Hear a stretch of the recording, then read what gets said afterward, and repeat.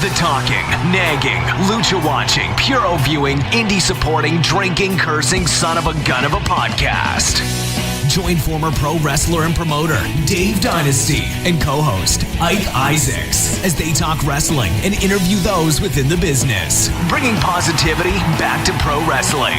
This is the Dave Dynasty Show.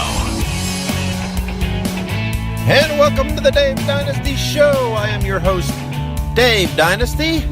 Thank you for joining us. And whatever means you do, we are glad you're with us as we take our first step into year 2 of the Dave Dynasty Show. That's right. Last week we did our 1-year anniversary show. And I'd like to thank everyone for all the feedback and all the positive comments that were given. It was really great hearing from everybody on social media and the messages and the comments and the shares and the feedback. It's just great. We feel like it was a great show. It was great talking to Brian Pillman Jr. again. Great hearing from Mance Warner and actually having him on live on the show.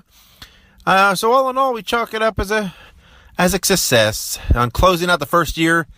And here we are opening up the book on year 2. And as we do that, I'm going to try a different little feature here on the show. I'm going to talk, just discuss a little bit, suggest on each episode a classic match from Midwest wrestling history. And that can be wide open. It can go all the way back from, whatever, the 50s or maybe even further back. Who knows? On up to modern times. I mean, there's a whole slew of stuff, of good matches out there. And each week I'll just pick one. Really no rhyme or reason. It'll just be kind of a random, something that catches my eye, tickles my fancy, so to speak. And I'll watch it or rewatch it or whatever the case may be and just talk about it a little bit. And we will also make sure we share the link to the match on all of our social media and as well as putting it up on YouTube in the playlist for current show videos. You can go there to see the match of the week that I discuss, along with some matches and clips from our guest, anything else we might discuss on the show. You can find it all there on that playlist on YouTube under current show videos. So look that up. Use that as kind of a companion to the podcast. And then here this week I'm going to talk a little bit about a match that I just rewatched. I had seen it a little while back. A great match. It's actually a match from January 3rd, 2009, Insanity Pro Wrestling. It is Billy Rock versus Davey Richards. I'm a big fan of both of those guys. This was on the IPW Animosity show that year. It was billed and it was going to be Rock's farewell match. And he did take off several months. He came back, I think, in August or September and did some sort of wrestling again, but not quite as a heavy a schedule as it was before. But this match was a great match. It was about 20 minutes long, give or take a little. It was just a good back and forth match, that kind of that modern athletic style, with high spots, lots of great moves. But it also, I think the thing that captured me most about this match is, and after the match, you hear Davey Richards, talks. He gives a little speech and, he talks about passion and love, and you can really see that in this match. These guys' passion and their love for wrestling and their respect for wrestling, and the respect for the guys that are that are watching the wrestling, the crowd, the fans that are there, and it's just a really, really great match. It showcases how good Davey Richards is, how talented he is, as if you didn't know, but you look back, several years ago, and you see just how good he is. But it also shows how good Billy Rock is. And I will stand behind the fact that I think Billy Rock is still one of the most underrated talents in all of wrestling, not just the Midwest, but in all of wrestling. To me, one of the best junior heavyweights out there. And I know he's had quite a bit of success, gone a lot of places, done a lot of things. But Billy Rock, if you're not familiar with Billy Rock, you need to look, at his body of work, and there's lots of it out there to watch. So, the guy was trained by Dory Funk Jr. and had this great career and is so talented, but is probably most known for being a trainer himself. And so many guys here in the Midwest that you see in all the time were trained by Billy Rock. I mean, his first guy was Trip Cassidy, and he trained all kinds of guys since then, including Mance Warner, who's on the show every week. But just, man, it is unbelievable, the guys he's trained. So anyway, this was a great match. Like I said, the links are out there. We'll put them all over our social media, in our posts. It'll be in the playlist on YouTube. And if you want a copy of this whole show, and I suggest you do, suggest you go out and check Insanity Pro Wrestling. Man, they were great. They were very, very, very great. And you see there's so many talented guys there, and guys that would become major players in wrestling later. But most of their shows, or a lot of their shows, including this one, are still available on DVD. So go out to Smart Mark Video, and you can get that. And I highly suggest you do. Good stuff. So make sure you check that match out. Now, before we cut to a break, let's go ahead and hit some upcoming shows really quick. And as usual, every Friday night in Indianapolis, Indiana, you can check out WCWO. In Dayton, Ohio, every Wednesday, you can check out Rockstar Pro Wrestling. And also every Wednesday in Louisville, Kentucky, you can check out Ohio Valley Wrestling. And of course, you can check out IWA Mid-South every Thursday and Saturday night in Memphis, Indiana. And especially this week, they have this coming Thursday, October 12th, IWA Mid-South is having their big 21st anniversary show. I intend to be there. Hopefully nothing comes up that will prevent me from doing that. But it is going to be a spectacular show. Listen to some of these matches they've got signed. Of course, as always in the world of independent wrestling, it's always subject to change. But you're going to see Billy Gunn versus Calvin Tankman, Eddie Kingston versus Mance Warner, Jeff Cobb versus Shane Mercer, Congo Kong versus Zodiac, Dave Chris versus Ace Perry, Colt Radrick versus Gary J, Shigehiro Edie versus Larry D. There will be an opportunity in a box ladder match. Plus, Aaron Williams will be defending the IWA title. He was scheduled to be against Jake Christ. But there was an injury there that has caused him to pull out of that match. But there will be a new opponent named, and I'm sure will not disappoint. So make sure you get there to the show. Support independent wrestling. This is going to be a great show, one you do not want to miss. So look up IW Mid-South on Facebook, and there's all the information on how to get tickets in advance there. So we're going to take a quick break now. When we come back, we will have an interview with, as I've billed him on social media, the sometimes controversial, always entertaining Russian Brute. So stick around. Visit our friends at the Masked Republic. Go to luchaloot.com and luchashop.com and use the promo code DYNASTY for exclusive discounts. And welcome back to the Dave Dynasty Show. I am your co-host, Ike Isaacs, and today I am joined with the Russian Brute. How are we doing today, sir? We're doing good, comrade. How about you today, my friend? I'm doing wonderful. Wonderful indeed. All right, so let's go ahead and jump right into this. So, my friend, where are you from? I'm from Lithuania, Russia. It's very nice and cold there. Very nice, very nice. So over there, what was your childhood like? Did you play any sports when you were younger? Yes, I was big athlete when little boy and go to big high school and go to college. I go to USA and go to college in a place called Arkansas at the University of Arkansas in a town called Fayetteville. Okay, alrighty. Very nice, very nice. Lot of green mountains, So, like the old country. I was going to say, so probably not too much different from Russia then? No, but cleaner. Fair enough. So then, so tell us, do you have any memories of wrestling from when you were younger? Did you watch wrestling before you became one? Well, I used to watch. We used to get show from Germany. It called Otto Wanz. He was wrestling promoter, and I see him, and I was in college Olympics for wrestling, and he was at Olympics in Germany when I was there, and he said, "Hey, little boy, you want to wrestle?" And I said, "Sure, I want to wrestle," and I go wrestle for his company. And that's when I meet Vern Gagne and Billy Robinson, two people that I know very well. And then they bring me to United States, and then I go to school, and I get a mechanical engineering degree, and then I start to wrestle and meet people, and end up living in Chicago, bad territory. No, absolutely. So then you said you met a couple people when you were over there, and you met some people that would obviously go on to change your life a little bit. So when did you start training, and who trained you? Well, Vern sent me over to a place in Indianapolis or something to meet a man called Dick the Bruiser.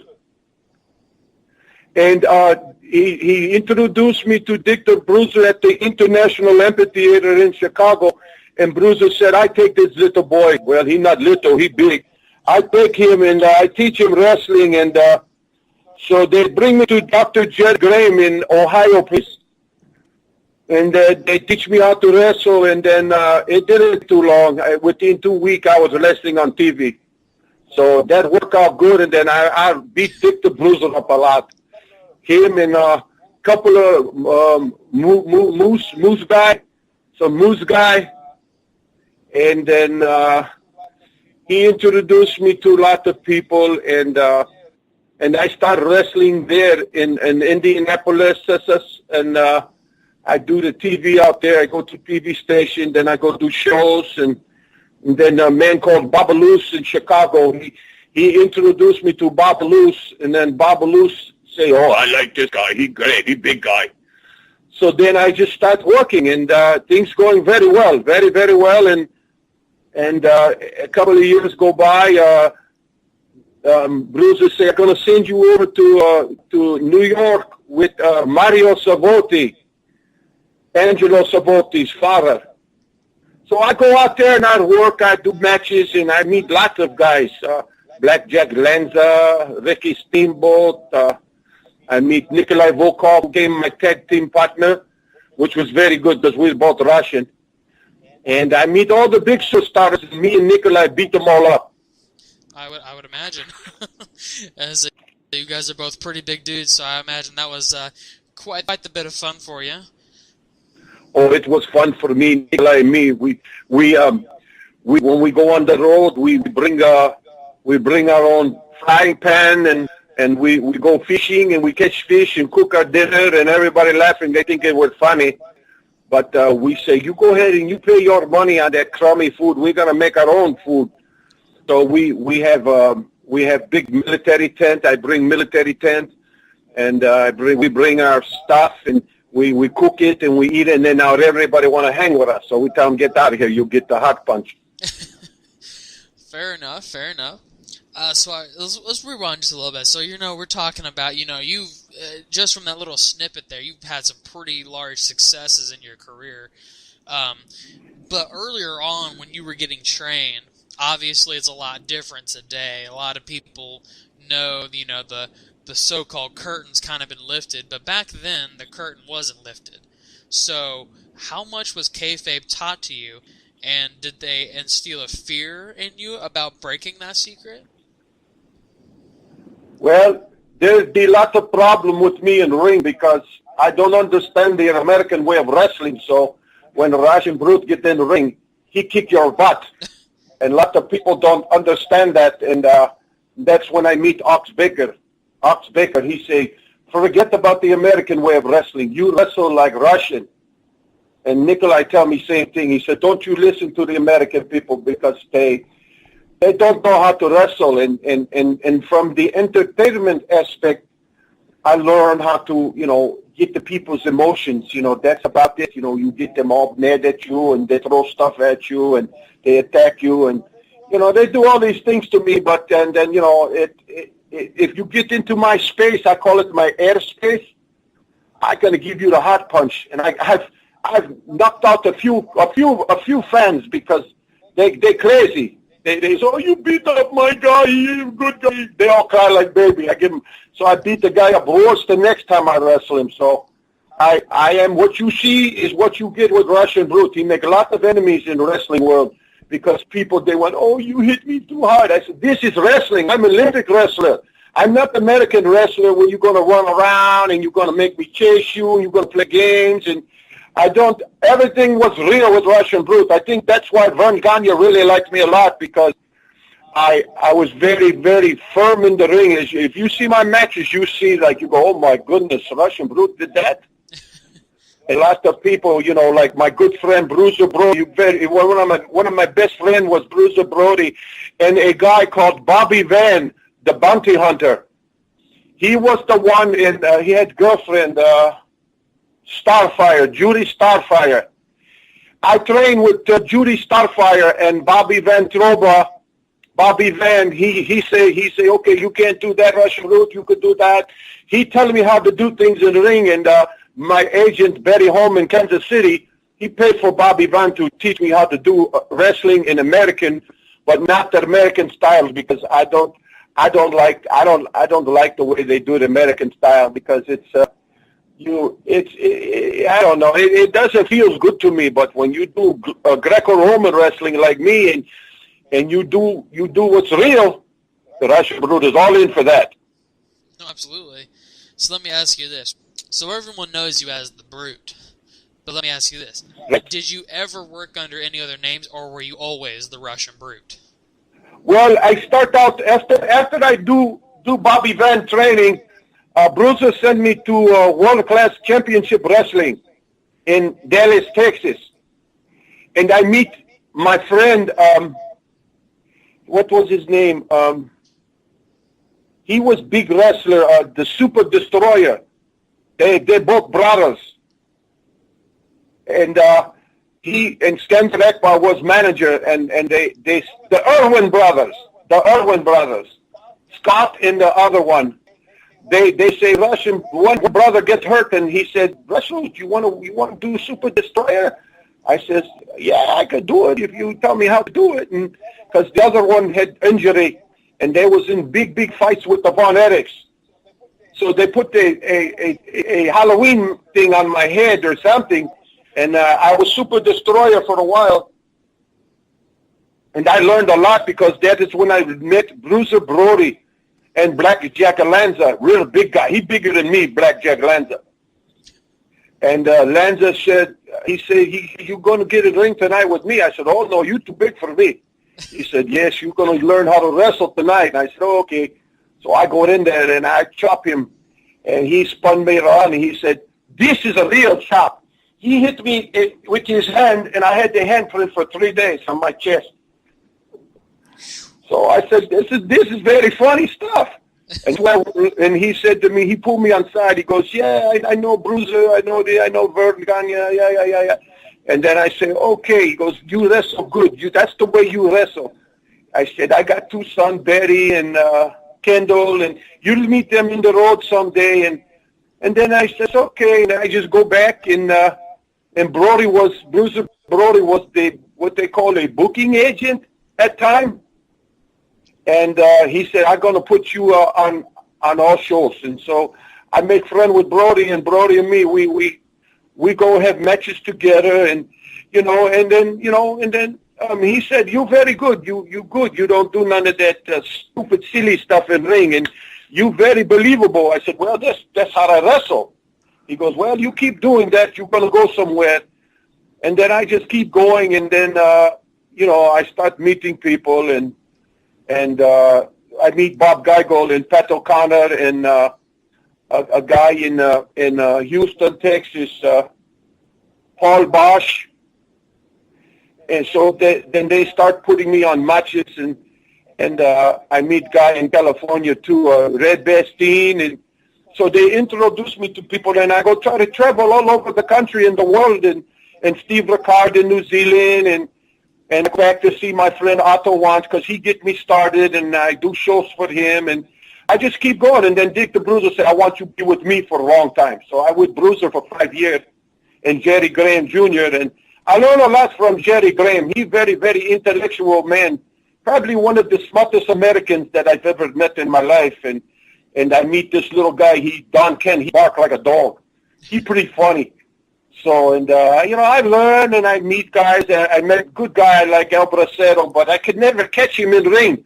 He run through my leg. He's a real fast guy. I can never catch him. But when I catch him, I kick his little ass. And the fans go boo, boo. And the Russian Brute like when they go boo. I imagine. So, tell me as well, we talked a little bit how you kind of worked as a couple different names, but when was it, who told you, or who came up with your name, the Russian Brute? Dick Bruiser. Dick the Bruiser. Okay. First, he called me Ivan Petrovsky. He used my name. I said, I don't want to Bruiser use my name. The people know where I lived in. And so then he said, okay, we're going to change you to Russian Brute. And then he changed it to Russian Brute. And then when I meet Ox Baker, we become team in AWA. And we're doing real good. And then I go to WCW. I do a road show. I don't want to do TV in WCW because they don't want to pay me for it. My agent said, you don't do it, you don't get money, you don't do it. So I don't do it. And then I meet one big enemy in wrestling, a man called Eric Bischoff. Very, very bad, man. He's no good. SOB, as Austin would tell me. He said, that SOB. I said, yeah, he SOB. I said, and I like to get a hold of him in the ring. I tear his little ears off. He's a little rat, what they say, rat bastard or something. I see it on TV in a movie show. He called him rat bastard. So, and he was a very bad person, and he get me fired from WCW because they didn't like Vern Gagne, and they said they don't want anybody of Vern Gagne's people in WCW. Because when I went there, I was destroying everybody, and Ric Flair said to me, you big guy, you're one of the greatest big men in business. He said, so I hope you make it to WWF. I said, I don't want to go to WWF because that's all fake wrestling. He goes, oh, that's your big money, you're a billionaire. I said, I'd rather do what I do. I make the fans boo me, and I get respect from wrestlers, and things go well in business, and I learn about business. And Bruiser keep pushing me to go to other territory. He said, okay, go see Don Owen. I called Don Owen up, and I go up to Portland, Oregon, and it's nice up there. And then I go to Florida, and there was a guy in Florida, I forget his name, but he was a good guy too. And but a lot of people in business, they don't care for the wrestler, they care for themselves, and they don't want to do the right thing. I understand the business, and the guy who's making the most boos and cheers, you want to put them on main event. But it don't happen like that. Guys like, the Funk Brothers, and, they all want to put their family in there, and, and they wonder why business go downhill. And, but I got to say, Vince McMahon, his family is very, very good. The one boy, he almost killed himself. But Russian Brute won't go that far.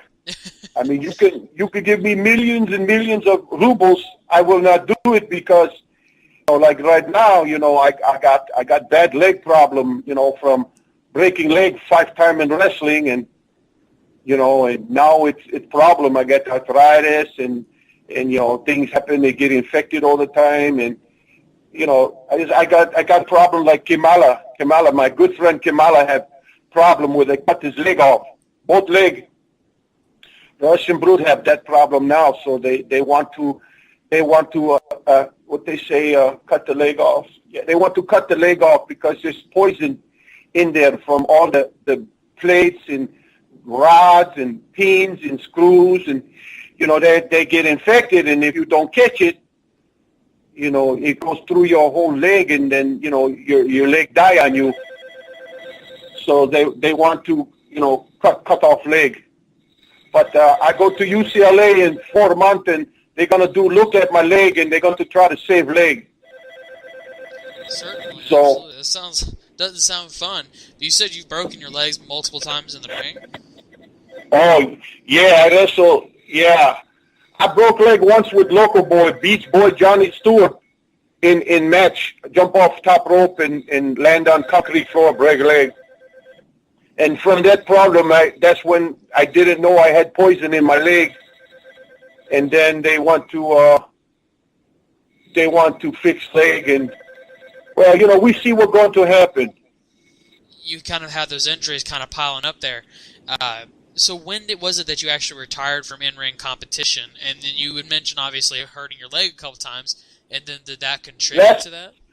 Last match was 2 years ago with the Barbarian, my friend the Barbarian. We do match against Bushwhacker and Mr. Karate. We beat the hell out of them, too. Absolutely. So that was great time. We have good time. People, they all brought American flags, them dirty Americans. They bring it was lot of flags, like 1,000 flag, and Russian Brute had big 8-foot Russian flag. They don't like that. They get mad. It was very funny. But it was a lot of fun. Me and Barbarian, we go to the McDonald's after that, and we have celebration. Absolutely. So before we kind of wrap this up, I kind of want to rewind just a little bit and talk about some other stuff that you've done in your career. You had mentioned working for, WCW, but you also had worked for WWF. You worked some TV tapings, correct? Well, a funny thing, WWF. I meet Terry Garvin. He's friend of Bob Geigel. And I work at the office there in Kansas City when I lived there. I get married and moved to Kansas City. And I buy into business with Bob Geigel. And I meet Terry Garvin. He was going to WWF, and he showed me how to run office from his part that he was responsible for. So I go ahead, and he said, well, when you're ready to come to WWF, you call me, I'll bring you in. I said, okay. So about a year later, I call him up, and he says, yeah, come on in. We take a look at you, see how it is. But Russian Brute did not like it. They say to me, okay, here, Russian Brute, come here. I want to tell you how we're going to do match. I says, no, I don't do that part. He goes, oh, this is how we do it here. Do you want to be a big star? You got to do what we tell. I said, well, I don't know. You better call Terry Garvin. So he called Terry Garvin, and Terry Garvin put me aside. He said, well, Brute, a little different here than with Pat O'Connor, Bob Geigel, and, all them Harry Rash. It's different. I said, oh, well, tell me how they need to know. Understand? He said, okay. And then I do it. I there for 2 weeks, and they really like me, but I don't like to do that. Well, here we're going to do the hip toss. No. I don't want to do that. So I do the 2 weeks, and then I go home. I don't want to stay there and do it. And that's when I find out that WWF is rehearsal wrestling, I call it. And I say to myself, I'm doing fine just before all this rehearsal stuff. And they tell me, well, I just left and I went back and do independent circuit. That's a lot better. Bruce Brody say, I do same thing, George. I don't pull up with their bull crap. And he goes, you like me? He goes, you're a wrestler. I said, yes.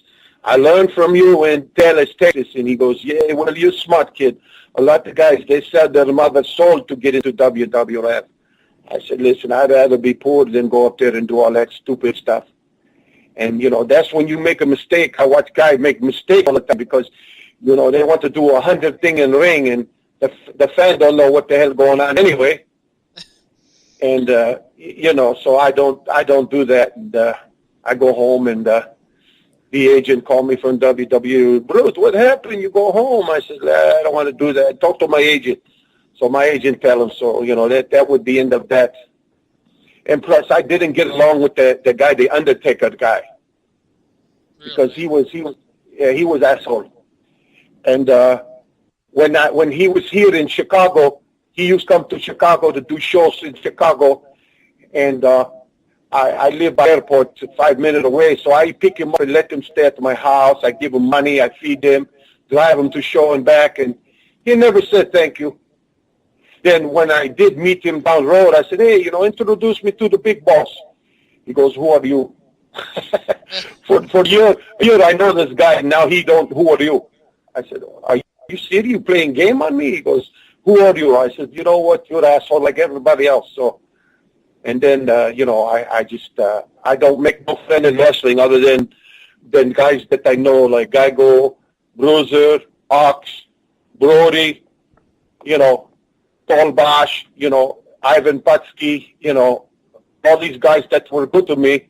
I friend with everyone else. I don't like, and I don't talk to nobody because they're all phonies. I don't like phony. Russian Brute don't like phony. No, absolutely. So then, as kind of also on the same note of like WWE and all these other newer stuff, I mean, obviously back then wrestling was quite a bit different. You know, things worked a lot different. You know, back when you wrestled.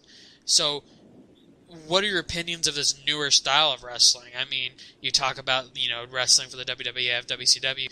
How does that translate to now, and what are your opinions about this new style? Well, it's like my friend Stone Cold when he was called SS Armstrong in WCW. I come back from a wrestling match and he said, "Hey, Brute, that was great stuff. You tore the house out." He goes, "That's real wrestling. I wrestle like that." And I said, "Well, that's the way I was teach wrestling, so I do wrestling like that." And every time I see him, he goes, "I wish you would have made it in big league." I said, "No, I'm not for phony wrestling. Like now, I don't think I watched wrestling for at least 3 years. I don't watch no more. It's all fake. To me, it's fake and rehearsals and, and it's all stupid stuff, and it tells me that the fans are like these other people. They're fake, phony, and, they just like to see, swearing and abuse and stupid stuff in the ring, and Russian Brute not like that. All real, the real deal. And I think that's why I get called from wrestling promoters back in the day, because every time I main event, sell out. I main event sell out with Sergeant Slaughter in Minnesota. Brody, sell out. Whoever Russian Brute and me, Nikolai, attendance up. People, they like that, and the fans, they really, really hate us, but so, you got to watch out in business. You don't know who you... I'm glad I meet my good friend, Bobo Brazil Jr. He tells Russian Brute all about that stuff. He said, "This Russian Brute, watch out for this guy, that guy, this guy. He wants to hold your hand." And I said, "Oh, no. The only one hold hand is wife and children, no one else." And Bobo Brazil Jr., my good friend, the pastor, he church guy. He tells me stuff, and that dirty, rotten Dick the Bruiser Jr. now, you know who he is.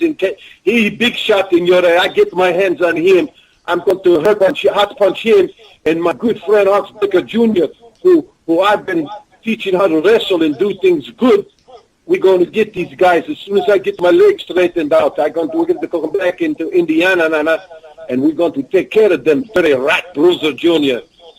I hate that Bruiser Jr., that dirty rat. He's probably your best friend, probably.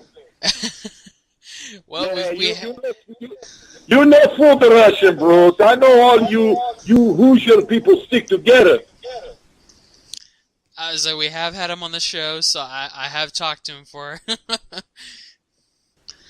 I beat him up many, many, many times. That guy, he's a funny guy. He's a funny guy. He's okay, I guess. He's all right. Hey, that's a good recommendation. He's all right, you guess. Yeah, he's all right. His wife was a nice lady, Rose. I remember Rose. She nice lady. Bruiser okay. That's all I could say about him. He can't wrestle, but he okay. Fair enough. Fair enough. All right. So, kind of as a couple last questions here. So definitely, I mean, it sounds like you had a pretty fun career. I mean, you've met a lot of people. Yeah. You went to a lot of places, and I mean, so you were a mainstay in Midwest wrestling for many years. So what is your greatest memory of all time? My greatest memory of all time is Bruiser Brody and Bob Geigel. Start with Bruiser Brody. I meet Bruiser Brody, and I wrestling somebody in the ring, and he sent someone over and said, "Hey, Bruiser Brody will talk to you." I said, "What do you want to talk to me about?" So he said, "Go there, find out." I go there, and he said, he's, and then the Undertaker was standing there. And he go, "Russian Brute, the card changed tonight. You go to wrestle me in main event." I said, "Okay, hey, great, that's a good opportunity for me." And then the Undertaker said, "Well, what do you mean, Brody? I go to wrestle." He goes, No, you're too stupid." I said, "Oh my God, you fight." So then, "You're too stupid in the ring." He goes, "You don't know how to do stuff." So then he go around and sit by locker. And Brody stand up. He a few inches taller than me. I 6'6", he's 6'7", 6'8". So he said, I like your style, Russian brute. I want you to wrestle me tonight. I said, okay. He goes, well, you show up and we see what you could do. Okay, no problem. So I have great match. I got match on tape. The whole house was crazy. I went out by wrestling fans, and you could see in tape the wrestling fan kicking me.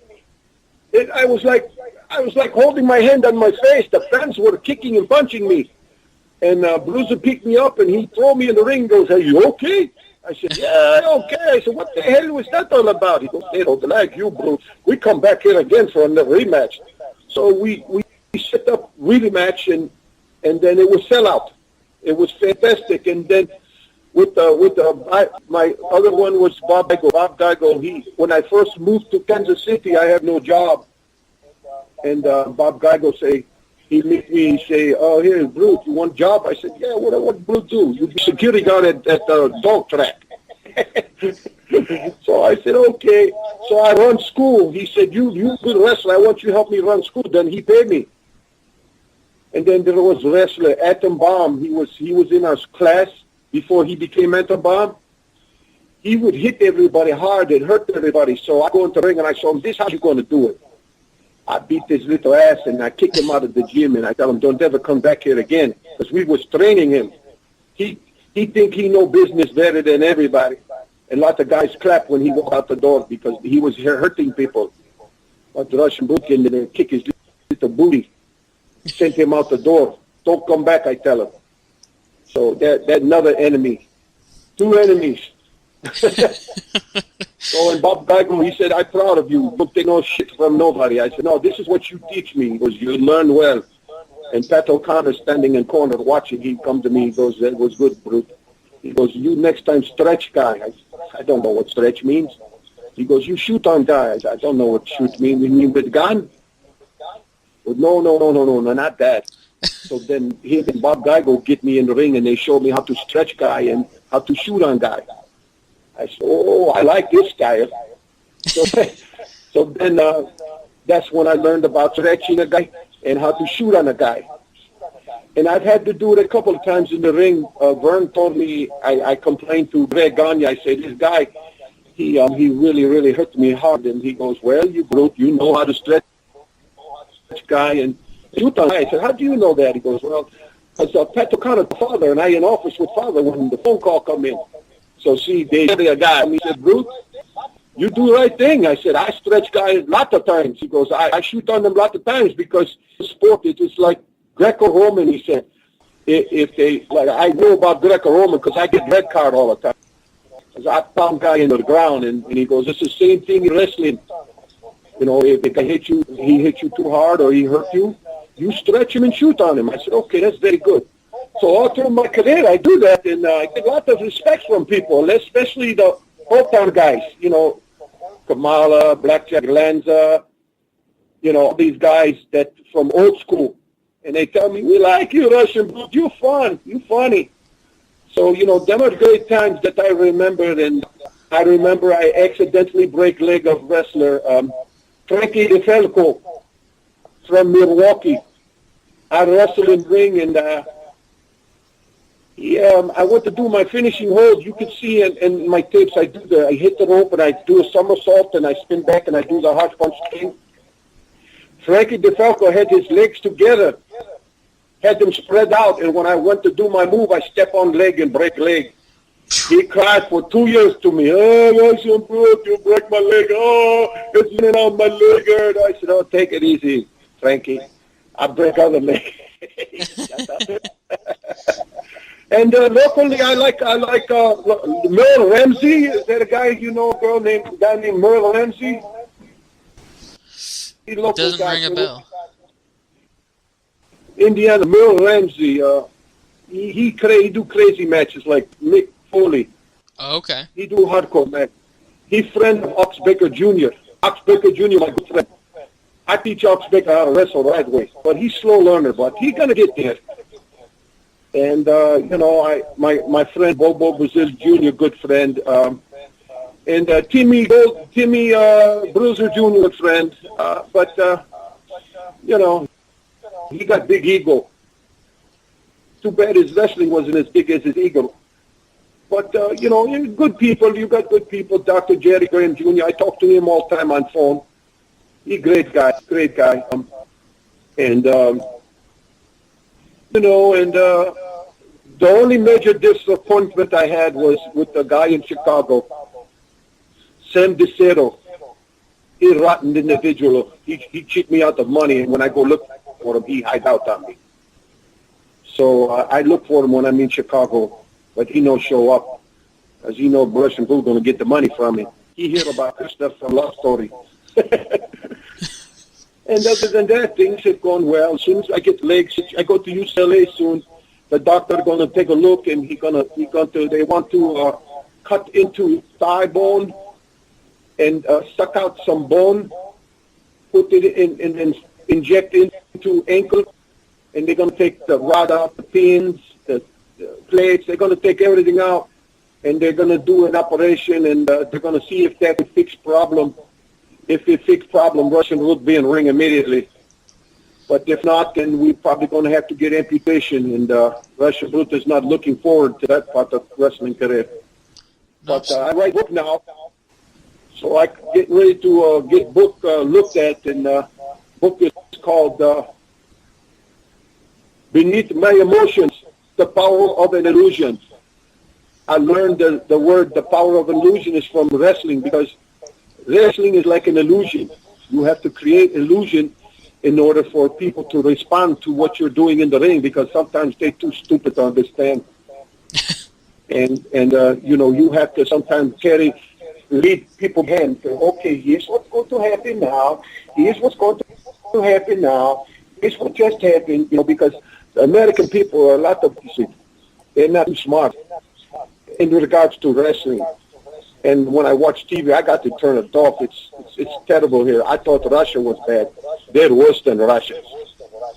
So, you know, other than that, I love wrestling, and you know, I have a reading program, and you go on to my website, and I come up to your school. A Russian Brute public speaker. He speak one time to 13,000 people in a coke industry in Wichita. They invited me over to talk. And I let me talk for 1 hour, and then everybody was like hugging me and want autographs and pictures, and it was great. And I speak in front of 13,000 people at coke industry in Wichita. And that was something special to me, and I'm very, very dear Special Olympics.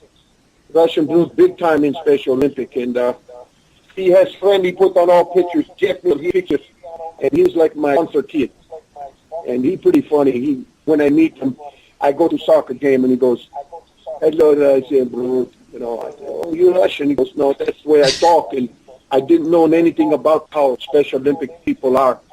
People call them retarded. I call them specially challenged people. And when I meet him, I not listen to him too well. He kicked me. He kicked me in ankle. I was like, I'm going to hot punch you, you little rat. And then the people go, yeah, it's got to pay attention to these kids when they talk to you. And then that's when I start to learn about the kids, and, you know, and, yeah, you could go see my, I don't know, the website, see reading program called the Main Event Reading Program. I'm not going to say the website, because then they think like I'm trying to sell you something. But you go to Google, and it'll pop up, and you can see what I do. You can see some matches, and you see how I am with the kids, and you see the things I do. You know, Russian Brute involved in about maybe 15 charities his whole life. And it keep me pretty busy during years. You know, I do a lot of stuff. I'm getting old now. And sometimes I'm too tired, you know, especially with this leg problem. I try to go, but, you know, sometimes I I don't feel like taking painkillers, you know, so I just don't go. And, you know, and people said, you know, they write, kids like me letters, "Hey, Russian Brute, we miss you, and we love you," and, you know, and this is what I'm doing. Then I write a letter back, "Well, Joey, you keep going, you keep doing." I give them positive reinforcement, you know. Oh, yeah. and try to get the kid to understand that you are important. Just because you have a disability doesn't mean you're useless. You know, and then I keep in touch. I got the twins, the smart twins in Bonnersville, Kansas. They call me. They send me Christmas card every year.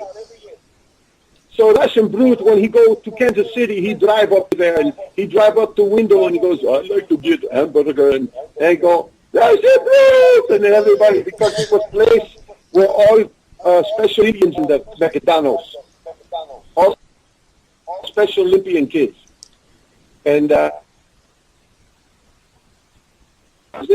I go in, I have lunch with them and with the bosses and my kids, or I come and hard punch your ass. They laugh because I say that word ass.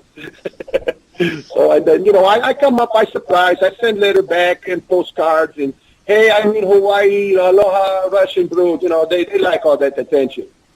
So, you know, we do stuff and, you know, and try to make it my life, you know, I'm not married no more. My kid all grown up. And so, you know, it's just, you know, I out here in Newport Beach, California, living the dream, man.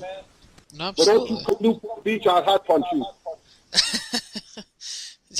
So before I do let you go tonight, though, I mean, you do a lot of good stuff, and it seems like so if you do want to see the kind of stuff, you know where to go. Here's already told you can look it up at. But is there anywhere people can follow you and see the things that you do, and you have any social media or anything like that? Yes, Russian Brute has Facebook.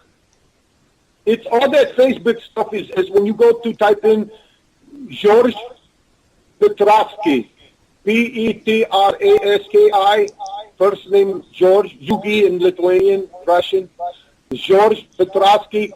You punch in name, you see everything about Russian Brute. Everything. You can follow on Facebook. You could friend something. What do you call it? You ask somebody friend. Friend request. Yeah. That's it. You call them up, and then I you know, if they say friend request, I look to see who you are and where you are. If I see them from Indiana or places that I've gone to, I okay, you be my friend, and then I talk to you, and you see a lot of cool pictures on my Facebook. Oh, you see all the wrestlers I wrestled with.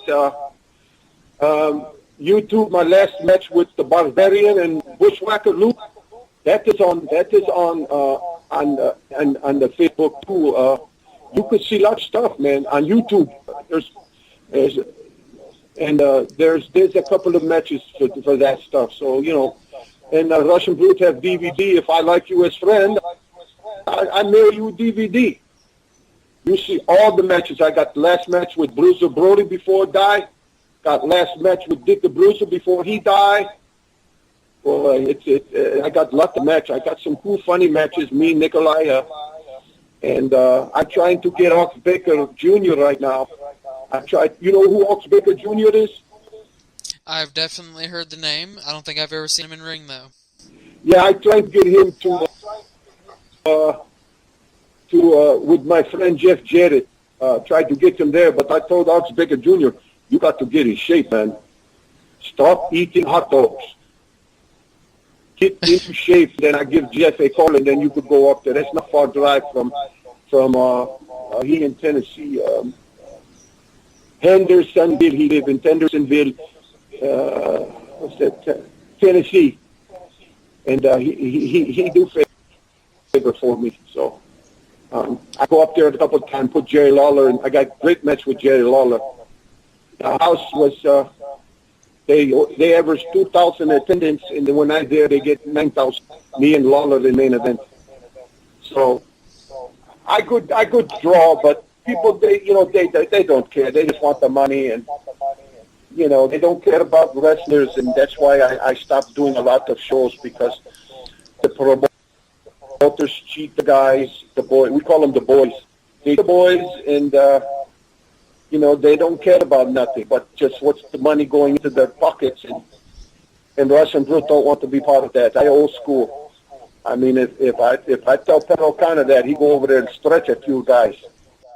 Pat O'Connor, they're like nobody. And Luther's a good friend of mine, too, when he was alive. I visit all the time when he come to Las Vegas every year. because I used to live in Las Vegas. And he goes, Bruce, you're getting bigger and bigger. I was 25 one time. He goes, Bruce, you're real big. But I lose weight because I don't want to die. So, other than that, I miss Dick the Bruiser, old man Dick the Bruiser from Indianapolis. I miss Brody. These guys were very instrumental in my mindset of wrestling. But I talked to Jerry Graham Jr. I like Jerry a lot. He's a good guy. He for business, and all these other guys, they're usually for. Vern Gagne was a good guy. Bob Geigo, great guy. Bob Geigo just recently died, and he's good guy. He's great guy. We have lots of fun. After match, we drive home together and we drink beer. I ride home, so that's when Russian Brute learned about beer. Russian Brute don't do no drugs, no drugas, no beer, no dope, no nothing. No smoking, no marijuana. I don't do none of that stuff. I clean guy, but I have fun with Bob Geigo. He's a funny guy. When he pointed at you, he had finger missing, half a finger cut off. So when he pointed at you, it was pretty funny. I laughed. I go, hey, Bob, are you pointing at me? That's your big ass. That's why during practice, I never get in the ring with him. He goes, okay, Brute, come in here. I want to train and show you this guy how. Because you're going to stretch me. He goes, no, I'll shoot today, tomorrow. And then he stretched me. When I get in there, he lied. American way. Lie. But that's okay. And I have great life in wrestling. My book come out. It tells the true story of what happened to Bruiser Brody, because the Brute knows why, and what happened to him happened. And there was lots of people there, Bob Jagger, Tony Atlas, the Batson twins. There's a lot of guys who keep their mouth shut because they cowards. They're afraid to tell the truth because. And I went to Puerto Rico one time and I didn't like it. I got to go up to the ring in Puerto Rico, and I look on the side. I see how it is. And the people stand on the wall, and when they on the wall and the wrestler come out, they was urinating on wrestlers. It was laying out. I said to myself, "Geez, you better go out there. They go to pee on you." So what I do is they got these little areas where all the people sitting with these umbrellas. So I take this big, giant umbrella that had the flag of Puerto Rico on. So I standing to go outside, to get to the ring. And I walk out there with a big umbrella with Puerto Rican flag on it. Stupid Puerto Rican. They pee on the flag, so the rest was right out there. And then I throw the flag on the floor. I run to the ring and I beat the shit out of the guy, and I threw him into the floor. I beat him all the way up to the door, and then I run to the door and go back and I'm dressing you because I don't want on me. And Carlos Colon got real mad. He goes, I can't believe you did that, Russian Brute. He goes, but I want you to go back in the main event against me. I said, yeah, okay, problem. Russian Brute never go back. Oxbaker said, don't go back. They're going to kill you. Peace on the flag. I said, well, they peace on their own flag, them stupid Puerto Ricans. And it's crazy, man. It's real funny. And one more time, I'll give you one more story. I was in Bluffton with Bruiser. It was on Veterans Day. I wrestled Bruiser in main event, sell out. So I go into they're singing national anthem. So I said, I got to run and grab the flag. So I run up and grab the flag, and I throw it to the ground. I start to stomp on flags, and everybody go crazy. Guys from audience came out of audience, and everybody, the police tackled him. Guy had gun. Oh, wow. I would have going to shoot me. So Bruiser coming around, when they tackled the guy, Bruiser grabbed it, throw me into grab a chair, he beat the shit out of me. Throw me in the ring, we do the match, and the crowd was hot, very hot the whole match. So I had a friend who went out to the middle ring, middle of the match, the Wild Polynesian Man. I don't know if you ever heard of him. He was there back in the day with Bruiser, and he threw a fork, and I start hitting Bruiser in the head with fork. I got his head open. Oh, my God, the fan went crazy. So then Bruiser ended up pinning both of us. And then I went back in the ring. Bruiser said, "That was great, man. You got to do that again." I said, No, I don't want no one killing me. He said, well, we won't do that part with the flag. He goes, then me and Bruiser headline all the time, and we make lots of money together. And it's crazy out there. You never know what's going to happen. This is what I'm saying. These American fans, they're crazy.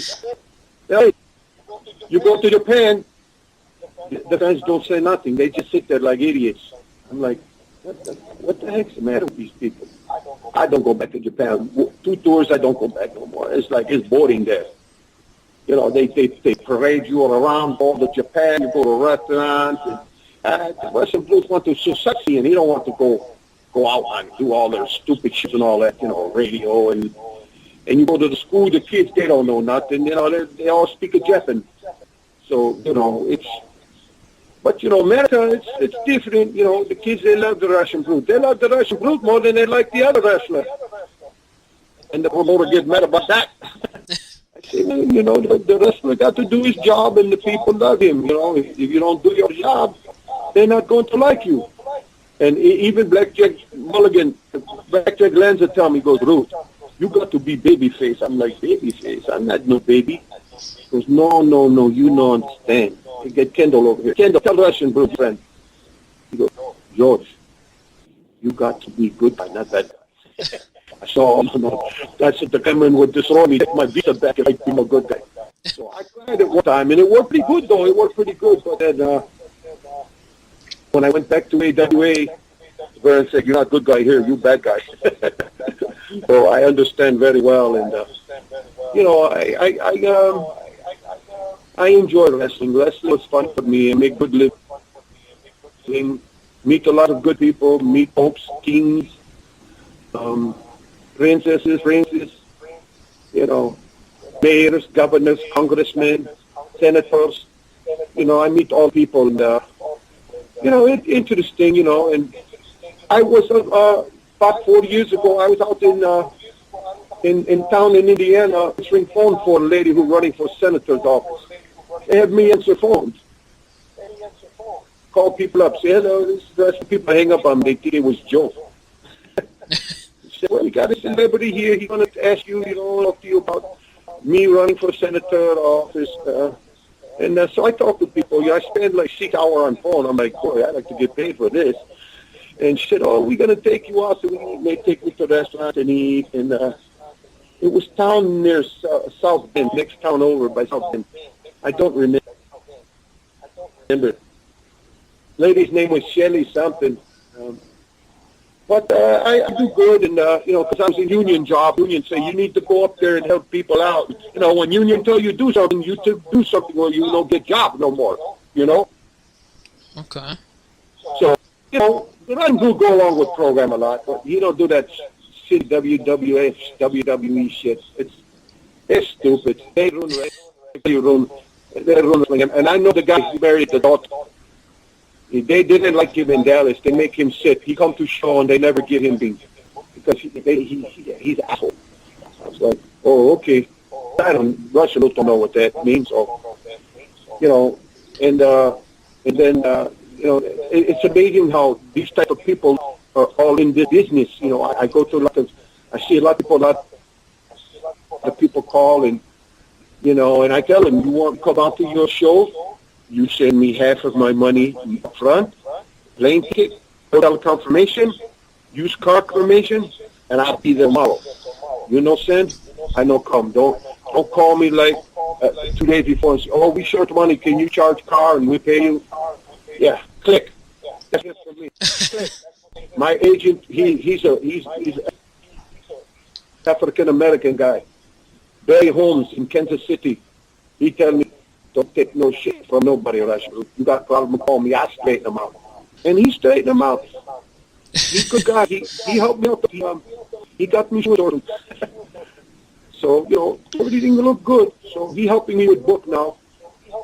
And I got mad with Chris Adams before he died. He's a good friend. He wasn't a great wrestler. I don't know if you ever hear about Chris Adams. Have Gentleman from old school. Yeah, and a couple of my friends died. John Hernandez died, friend. He like laughed at my joke all the time. We used to be room together on the road, and he funny about him.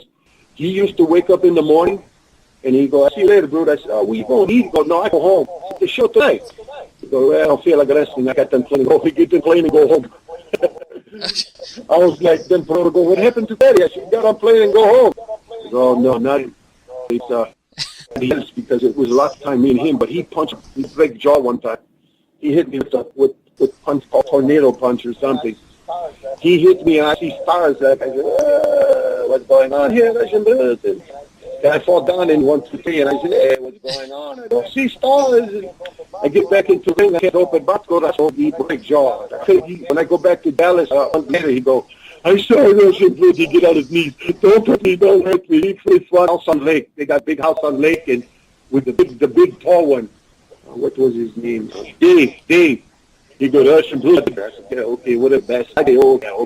So fishing, and they took me on boat on raft. They tied me on the raft and off raft. They turned boat real quick, and the Russian Blue go flying off raft into the water.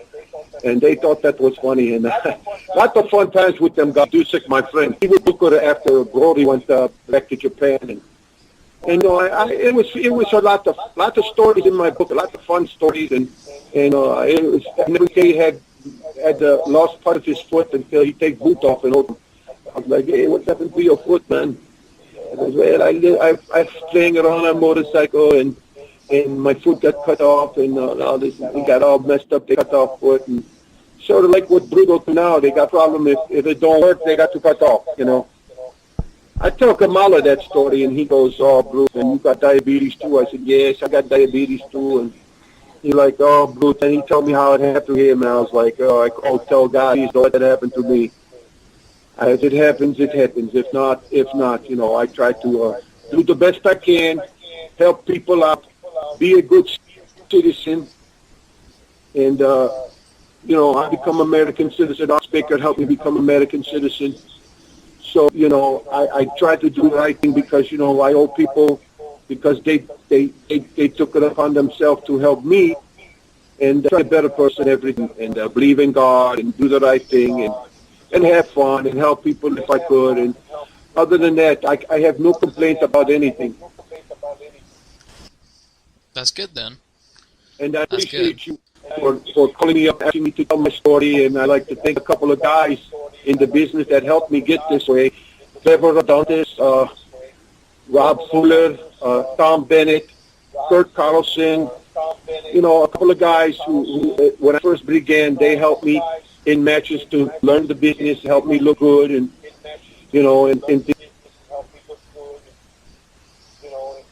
that, and them are the guys, and Frankie DeFalco and guys like that were helping me learn and better in the sport. And without these guys that help you look good, you can never become anything because everybody thinks they're a superstar in wrestling and they all want to wear a belt.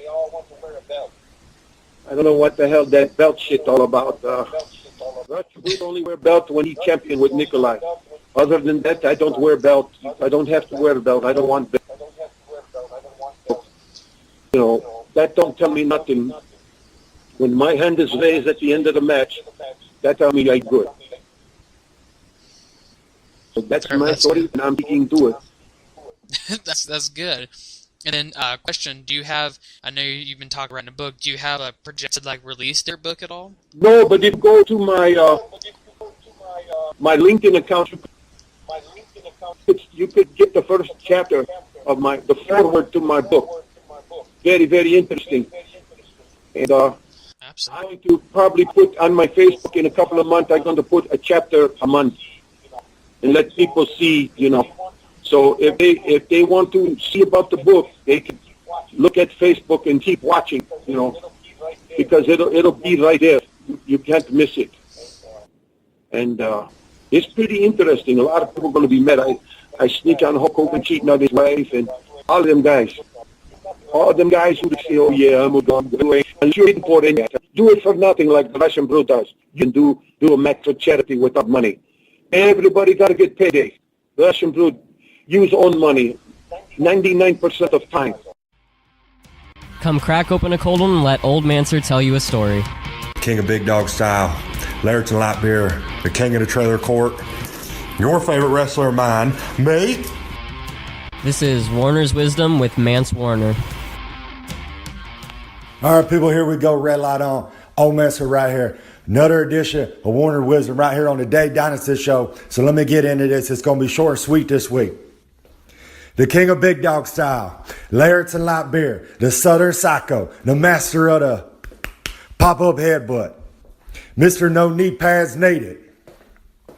Did I say King of Big Dog Style already? I think so. I don't know. Laird and Light Beer, King of the Trailer Court, Dramatic Pause, Wackadoo. You know all the nicknames right here on the Dave Dynasty Show. Another edition of Warner Wisdom. Old Messer coming in here to give y'all a little Warner's Wisdom, a little advice for this week. Like I said, it's going to be short and sweet this week. I ain't going to keep y'all here that long. The reason for that is Master got to get back to what he's doing. I'm training. I'm out there getting ready for this week. On Thursday, this Thursday, pay attention, listen to me now. On this Thursday, IWA Mid-South Wrestling is going to present the 21st anniversary show. That means 21 years this company been running, right? On this show, you're going to see some of the greatest independent talents in the world right now on one show. Memphis, Indiana, the IWA Mid-South Arena right down there. We starting to show off. Jake Christ, Aaron Williams. Aaron Williams is the IWA World Heavyweight Champion. It's going to be a barn burner. Now, the reason I'm keeping this short and sweet, because Old Master is stepping in the ring. The last of a dying breed, Eddie Kingston. You fans been asking for it. Everyone out there been waiting for it. Old Master been waiting for it. Eddie been waiting for it. On this Thursday, Eddie Kingston, Old Master, the Southern Psycho, one-on-one. And I'm telling y'all, you buy a ticket, you buy the DVD, you buy the Blu-ray, you stream it on the internet, whatever, however that works on the Smart Mark video. Old Master, don't know about all that technology. I guarantee, Old Eddie guarantees, Old Master guarantees, this is going to be a match worth the price of a ticket, worth the price of streaming it on the intranet, the DVD. This one going to be something else. Like I said, I'm keeping it short and sweet. My wisdom this week is very, very simple. You come down to IWA Mid-South. You get it on Smart Mark Video. You buy the DVD and have it shipped to your house, to your trailer park, wherever y'all live. Old Master's guaranteeing this show is not just going to be a show. This is going to be something special. This is going to be something that in 8 years from now, people are going to still be talking about. Man, the 21st anniversary show, IWA Mid-South. My God, can you believe the things we saw out there? Opportunity in a box ladder match. That was insane. Jake Christ, Aaron Williams, the baddest man alive, took it to each other. And then y'all going to sit back and you going to go. Remember Eddie Kingston? Remember Old Mancer's match? Because this ain't going to be the last time Eddie and Old Mancer step in the ring. You can guarantee it. This is going to be the first time. This is going to be the one that you people sit out there and always remember. The last of a dying breed, Eddie Kingston. The Southern Psycho, Old Mancer, one-on-one. You people asked for it. You people been waiting for it. And on Thursday night, everybody going to see it. Now, Old Master, like I said before, it's going to be short and sweet. I got to get back to what I'm doing. I got to get my mind right. I got to get back and ready for Thursday night. You people can either take the wisdom Old Master threw on you right now. The Southern Psycho, King of Big Dog Style, medium-sized man beast, knee pad up, dramatic pause, knee pad down. And you could be there on Thursday night and be a part of history. Or you could wait and get the DVD. Either way, y'all are going to see something special. First time ever. Eddie Kingston, old master. Until then, people, try to have a good week. Take the wisdom I just bestowed upon you. Another word y'all probably didn't think old master knew, huh? Enjoy them light beers. Be safe. Have a good week. Ain't going to be as good as old masters, but, at the end of the day, who can? Now I'm going to get back to what I was doing. Y'all have a good week. And this has been another edition of Warner Wisdom. I got to say that again because I done slipped up there chewing on this bubble gum. On Warner Wisdom on the Dave Dynasty Show. The best part of the Dave Dynasty Show. Old Messer's part, baby. Until then, see y'all. Hey, Dave Dynasty here for the Tommy Wildfire Rich School of Wrestling in Myrtle Beach, South Carolina. I've spent years in the wrestling business from wrestler to promoter and now as host of the Dave Dynasty Show. And I know that solid training from an experienced instructor is mandatory, and that is what you'll get at the Tommy Wildfire Rich School of Wrestling. Not only instruction from former NWA World Heavyweight Champion Tommy Wildfire Rich, but many other big-name wrestlers, managers, and referees that will come in as guests. The Tommy Rich School of Wrestling will provide in-ring training and personal character training with all practices recorded on high-definition cameras. They have over 2 tons of weightlifting equipment, tanning beds. It's all in an indoor sports facility that will host monthly wrestling events that will bring in big names to ensure that you, as a beginning student, can get seen. This school has it all. For anyone interested in proper training, contact the Tommy Wildfire Rich School of Wrestling at 843-691-9205, and you will immediately be on your way to a profession in the wrestling business. Once again, call the Tommy Wildfire Rich School of Wrestling in Myrtle Beach, South Carolina at 843-691-9205. And welcome back to the Dave Dynasty Show. Thank you for sticking around. Special thank you to the Russian Brute for joining us today. Thank you, as always, to Mance Warner for imparting the wisdom upon us, letting us lay at the foot of his tree of knowledge. And, you know how it is. Onward and upward. Mance plugging like we said earlier, the IWA 21st anniversary show. I'm getting no kickbacks here, guys. I'm no ties to IW Mid-South, just a fan. And that's how strongly I feel you need to see this show. It's going to be spectacular. It'll be worth it alone just to see old Manser and Eddie Kingston beat the shit out of each other. So be there Thursday night, Memphis, Indiana. Gonna sign off now. Sorry, lost my train of thought for a moment. Thanks for sticking around. Thanks for listening. Make sure you visit davedynasty.com. There are all of our social media links, affiliate links for highspots.com and amazon.com. Discount promos for Masked Republic and luchaloot.com. Plus, please, while you're there, support the show. There are links there where you can click and donate to our Patreon site. If you are a monthly donator, there will be exclusive audio episodes and clips that will be on there just for you alone. So make sure you pledge a little, donate. Anything will help keep our podcast free and cover our production costs. You can also click on the Pro Wrestling Tees link there, buy a shirt. That also helps us out. We appreciate it. We appreciate you being out there supporting independent wrestling, supporting wrestling in the Midwest, and of course supporting independent wrestling podcasts like us. Help us keep it free. Help us cover our costs. It is much appreciated. So until next week, listeners, be good, be safe, and be independent. Keep on growing. We'll see you next week, fans.